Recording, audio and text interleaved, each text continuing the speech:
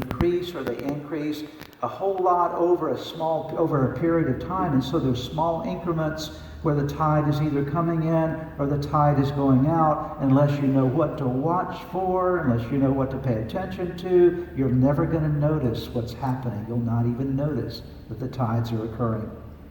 And when it comes to our spiritual life, there's a certain high tide that we have to be careful to watch out for. One that's really very, very dangerous. It can sink your ship very quickly. And that is the high tide that we're calling pride. The slow rising tide of pride.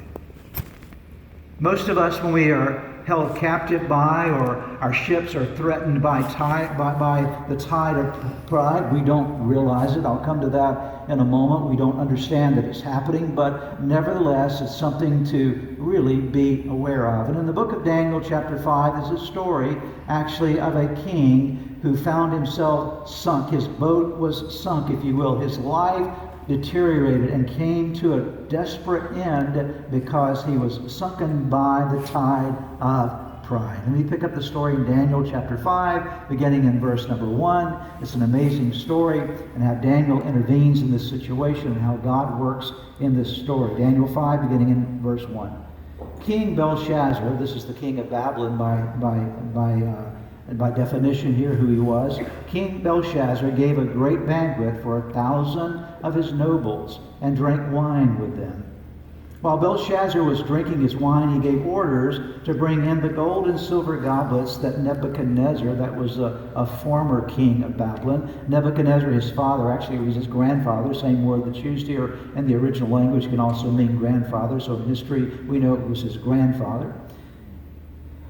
Bring in the gold and silver goblets that Nebuchadnezzar, his father or grandfather, had taken from the temple in Jerusalem, so that the king and his nobles, his wives and concubines might drink from them. So they brought in the gold goblets that had been taken from the temple of God in Jerusalem, and the king and his nobles, his wives and his concubines drank from them. As they drank the wine, what did they do? They praised the gods of gold and silver, of bronze, iron, wood, and stone.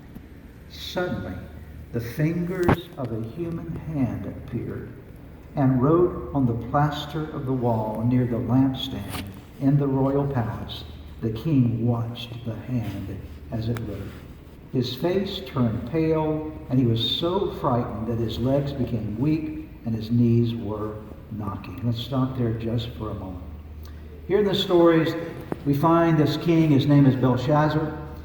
Belshazzar was a king that now was in the line of Nebuchadnezzar. Nebuchadnezzar had been a great king of Babylon. He was the one that created the Hanging Gardens of Babylon. He was the one that conquered so many lands. There was no one like Nebuchadnezzar, and Belshazzar is in his line. And Belshazzar was feeling his oats. He was feeling very proud of himself, and so he decided to have a big party. History tells us that actually during this particular time, the Medes and the Persians were